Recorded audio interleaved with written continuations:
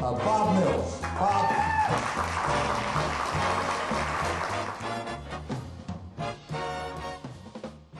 And the warmth is overpowering. I feel like Martha Stewart. I wanted to thank Group Rep for giving me a couple of experiences I'd never had. When I saw my name on that marquee out there, wow.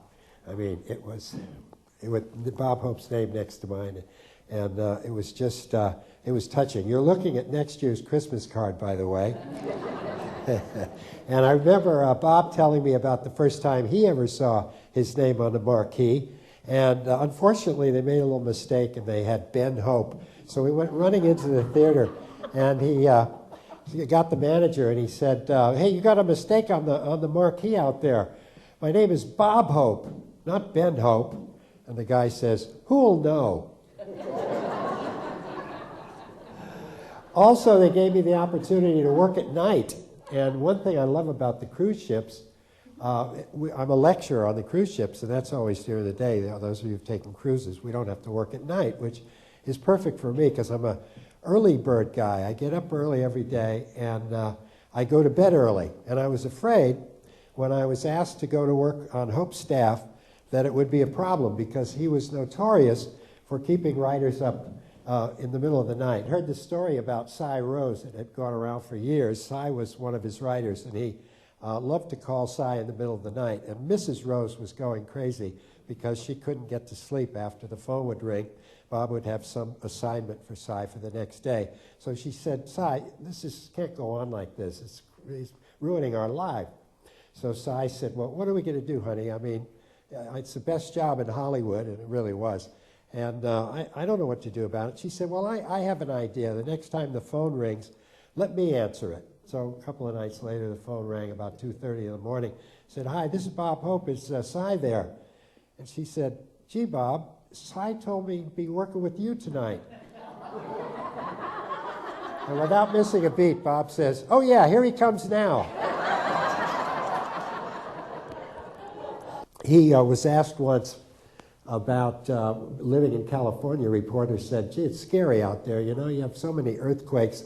Do you have an earthquake kit, Mr. Hope? He said, oh, yes, I have an earthquake kit. I've got some medical supplies. I've got some food, some water, and 2 writers. and he really meant it. He was, he was something else. We had a writer on the show named Fred Fox.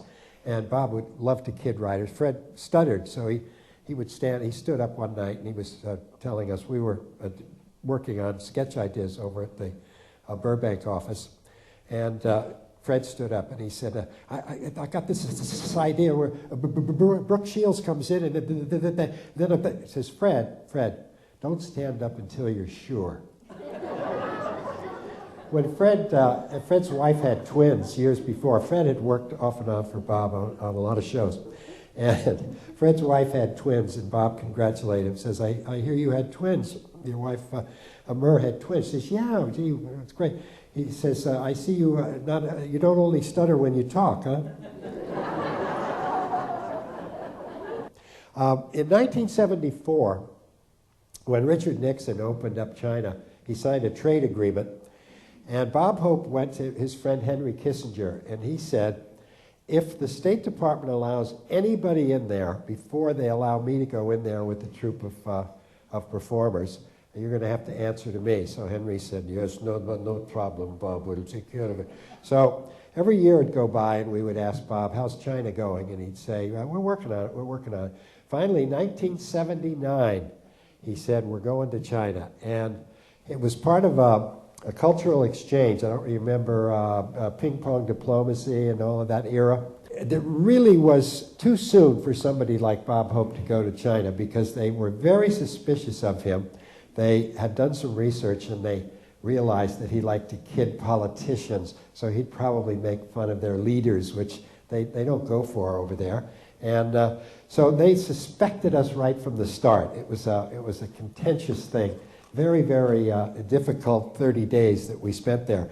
On the night of the monologue that you're going to see here, Hope looks out through the curtains, and here's about 8 Chinese leaders dressed in those big, it looked like oversized pajamas, it looked like army suits, and they have hats with little red stars, you know, right out of a movie. He looks and he says, how am I going to get laughs? They don't even speak English. And Gig says, oh, Bob, what are you worried about? How many peasants could they have purged? 5 million, 6 million tops. So Hope says, why can't you be that funny in the monologue? Yesterday I visited the Forbidden City, but so far they refuse to let my wife Dolores see it. 昨天我到故宫去了，到现在为止我不许我的妻子去看。And can you blame me? Right now we're building a house in Palm Springs. 这事不能怪我呀，我们家现在正盖房呢。他一看故宫不得了了。I couldn't believe all the opulence over there. It looks like Caesar's palace without the slot machines. Now, what's the Caesar?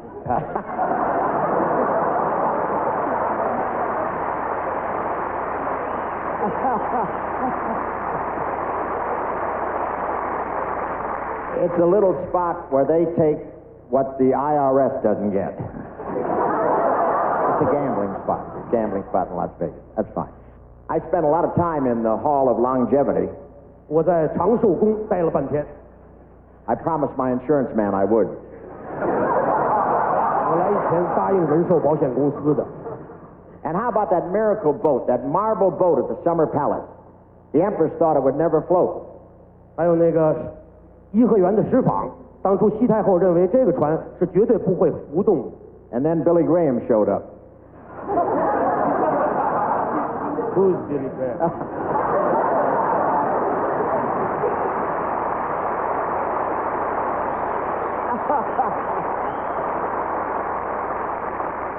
Billy Graham is an advisor at Caesar's Palace.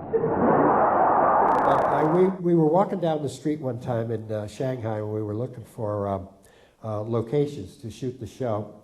And nobody had recognized him over there.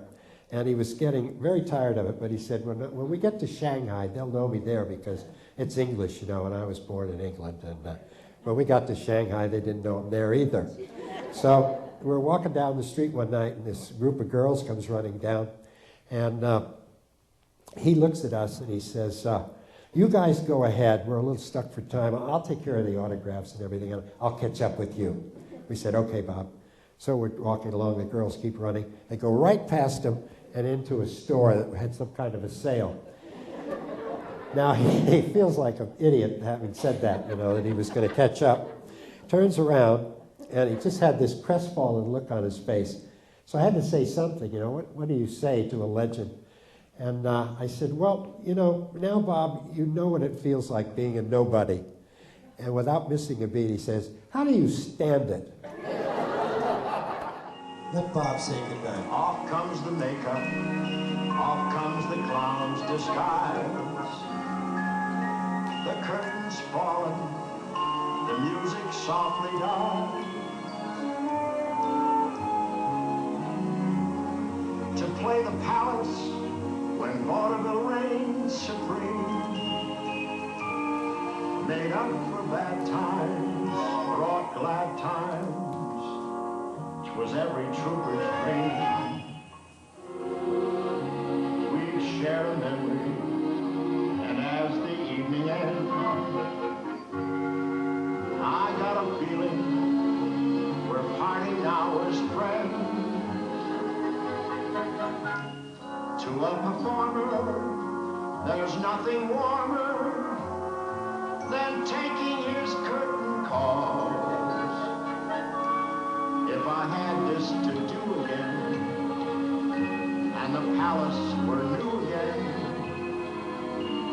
I would play it for you again. Now the curtain falls. Your cheers and laughter will linger after they have torn down these dusty walls.